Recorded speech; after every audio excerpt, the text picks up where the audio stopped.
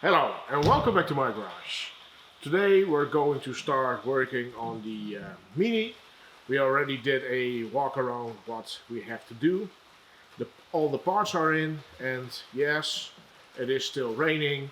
It is now raining almost 2 weeks, well, almost non-stop.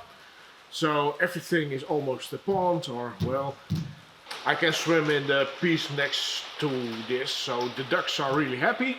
Well, duck, we had ducks, but now we have one duck. He is quite happy with this weather, so let him have his fun. So yeah, if you are hearing some noise, that's of course the rain. So what we're first going to do is we're going to tackle the main problem, and that is of course the rear caliper that is leaking. We're going to replace the caliper instead of refurbish the old one.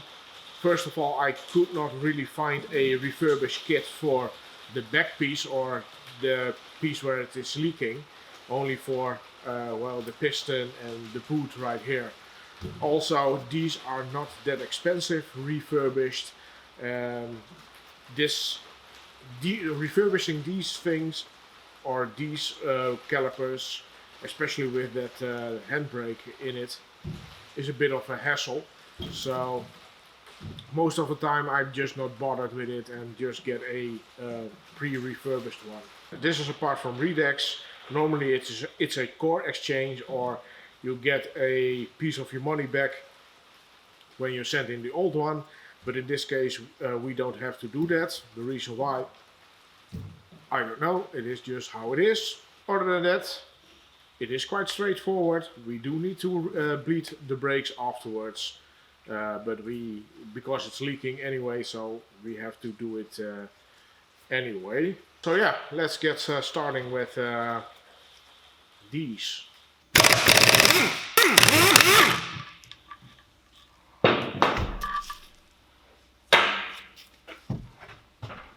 Of course, before you're going to start, always check if you got what you need, and it looks the same, so we can continue. First off, this bracket, and it looks like they already bent it, so it's not that bad. So okay, next up we need to remove these plugs like so. Well, maybe we're better off removing the handbrake thing first. I did remove that spring, not that it's really necessary, but let's see if I can wedge this in some way.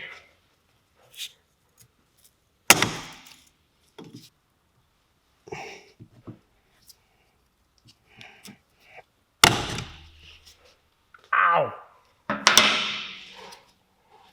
Bastard. Well, maybe if I remove the pads first, it's easier to remove that cable.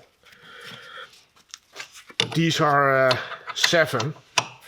This is one bit you definitely need to buy in those complete little Allen sets.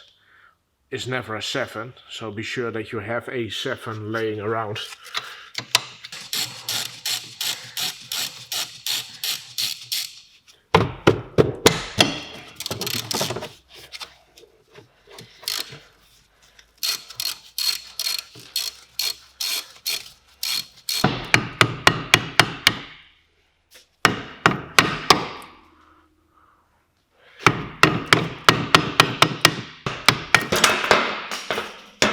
I was curious what brand these are, but I can't find it.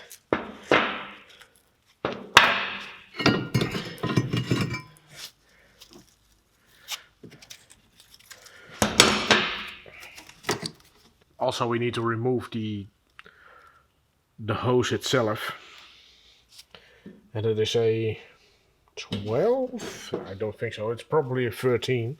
Normally what I would do if well, the system isn't as drained as it already is, or well, contaminated with air. Normally I would put a stick on the brake pedal so that the oil doesn't spill out.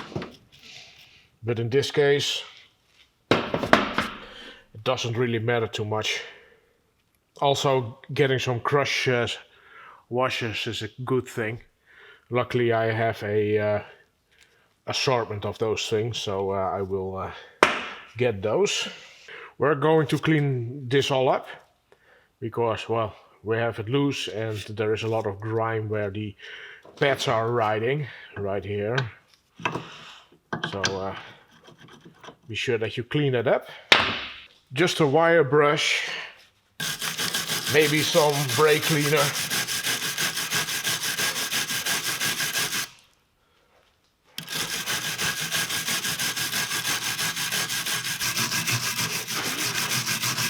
The reason I mostly use brake cleaner is to keep the dust in, well, at a level that is not all twirling around. Somebody snapped the bolt right here. That's the reason why that I could remove the disc as it sits. It is not too big of a deal, but the problem is that, well, the holes will not line up always. So when you're putting back the tire, you have to be sure that everything is lined up correctly. These bearings are not feeling the best anymore. I doubt it would give any problems for now, but it is something to keep in mind.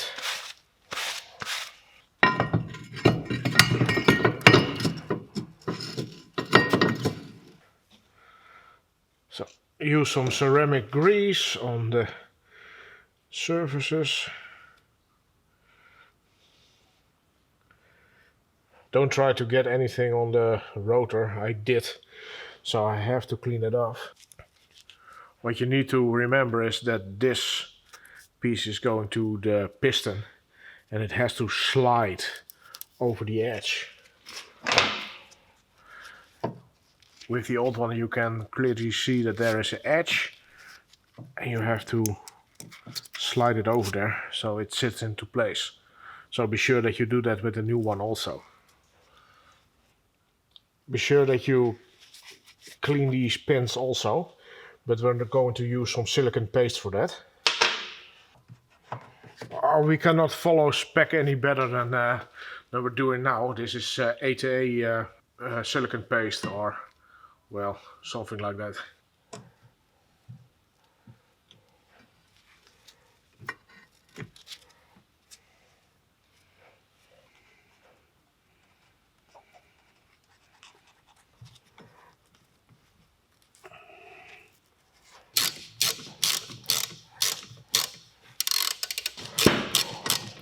I have a feeling I'm going nowhere.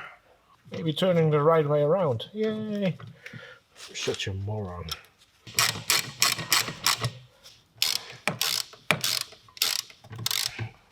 So what I like to do is just some dab of this stuff in there.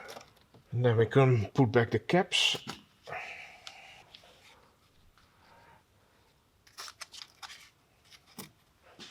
Now we need to install the, let's do the handbrake cable first.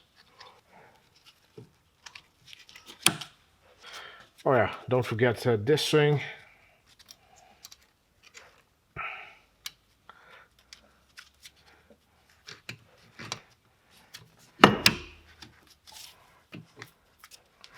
So. And of course now the oil line itself.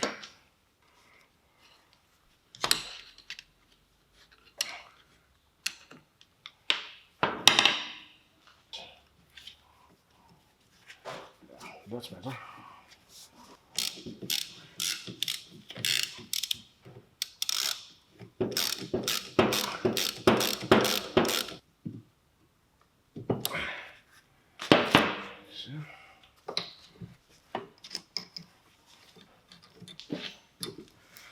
I do believe there should have been a clip around here, but there is none. So I have to look into that if I'm correct or not.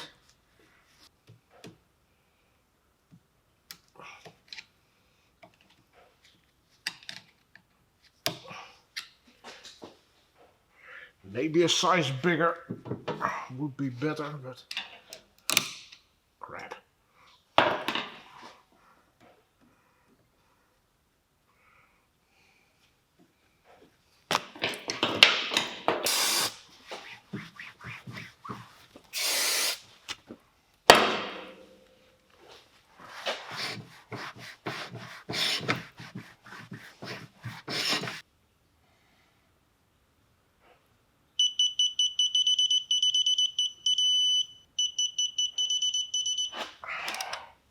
And there you have it, how to change the rear caliper on a, in this case, the Mini Cooper. The new old Mini Cooper. Straightforward, nothing too complicated about it. The only thing you have to keep in mind that there are two types of these rear brake calipers for these cars. One is a banjo, like this one. This had a banjo bolt for the hose, for the brake hose. But you also have calipers that are almost exactly the same, but have the hose just screwed into it directly. So that is something you definitely need to keep an eye on. Other than that, you need to bleed the brakes. It was a really bit of a nightmare with this car, so I had Robin help me out with it because I just could not get it the way I wanted. And now it's definitely a lot better. Of course, the ABS is still not functioning. I'm working on that right now, but it is not going very well. So I do think I need to buy a new unit, but that is probably in another video. Other than that, nothing too complicated. You don't have to use special tools. If you need to turn this back, you do have special tools. So you don't need them, but for some reason that this one is further inward, so you cannot get it on the disc again. Yeah, then you need to turn this back, and there you have special tools for that. But you should not need them. So that's it for today's video. Hopefully you enjoyed it or at least learned something from it. And if you did, please give it a like. If you want to follow me around, you know what to do, and I will see you next time. Bye.